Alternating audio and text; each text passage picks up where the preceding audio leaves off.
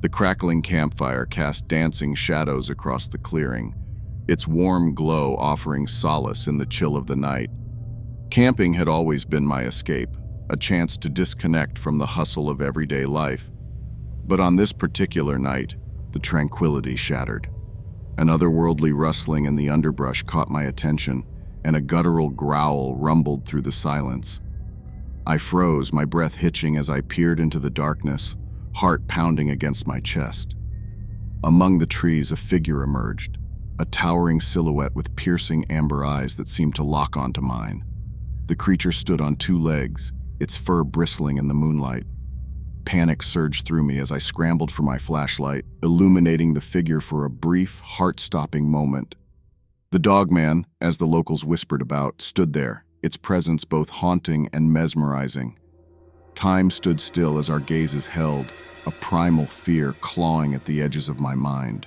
With a bone-chilling howl, the creature vanished into the night, leaving me shaken and questioning the reality of what I had just witnessed.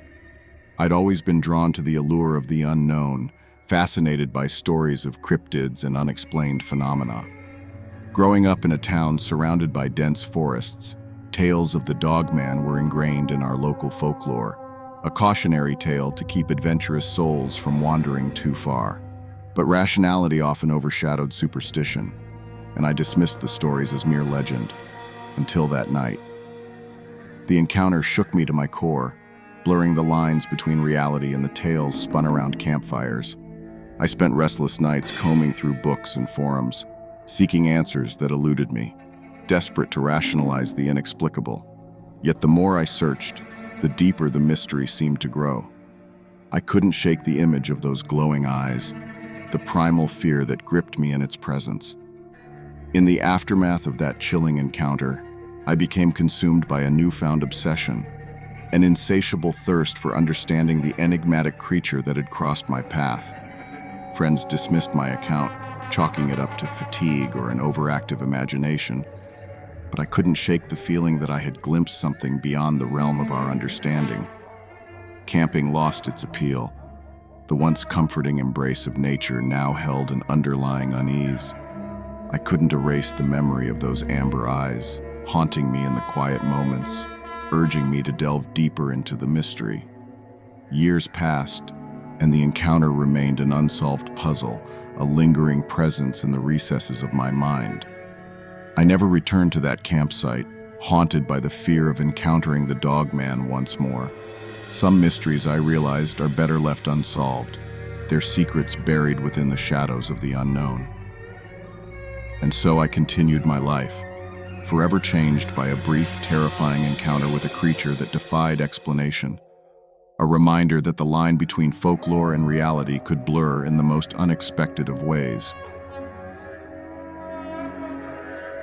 The woods were a second home to me, a sanctuary where I sought peace from the noise of city life.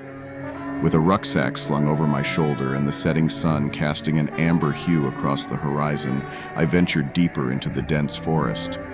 I had heard tales, whispers really, of a creature that prowled these woods, part dog, part man. They said it stood tall on two legs, its fur matted and eyes glowing amber. I thought it was ridiculous. I scoffed at the tales, dismissing them as the fantastical ramblings of superstitious minds. But as dusk settled, an eerie stillness enveloped the forest, and the hairs on my neck stood at attention. There it was, a shadow among the trees, a hulking silhouette with glimmering eyes fixated on me. My heart drummed against my chest as I froze, my mind racing with disbelief.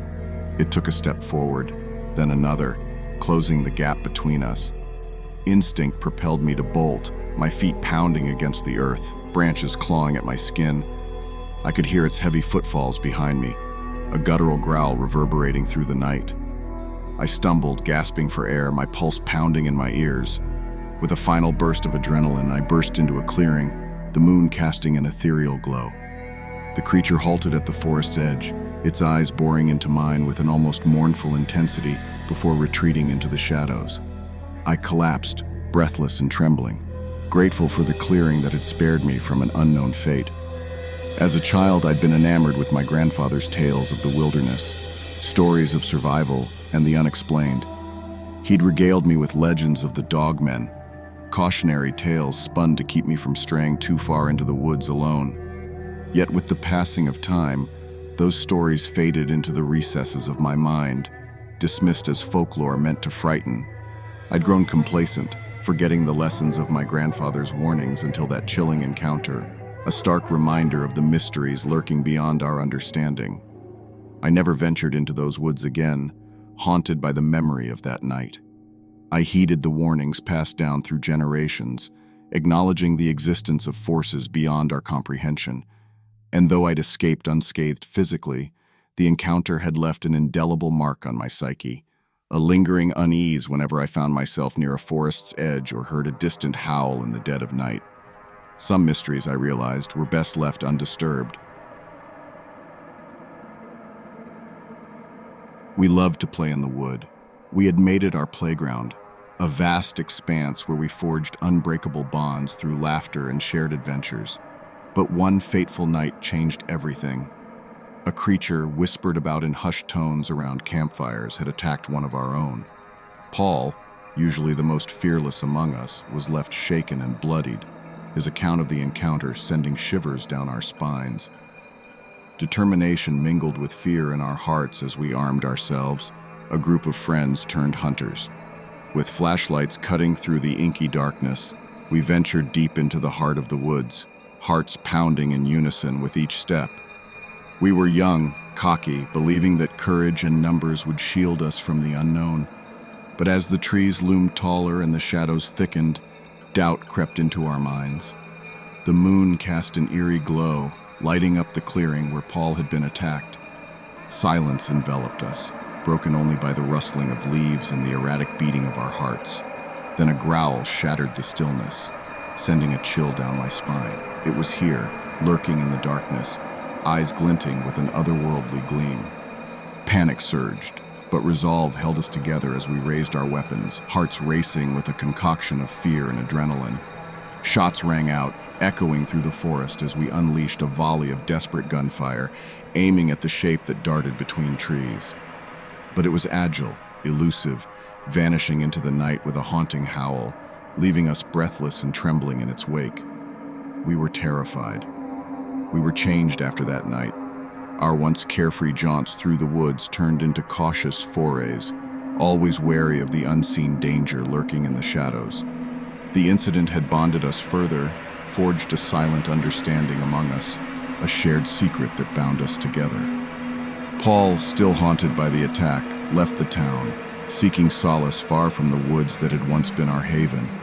The rest of us carried on with our lives, but the memory lingered, a chilling reminder of the fragility of our perceived safety.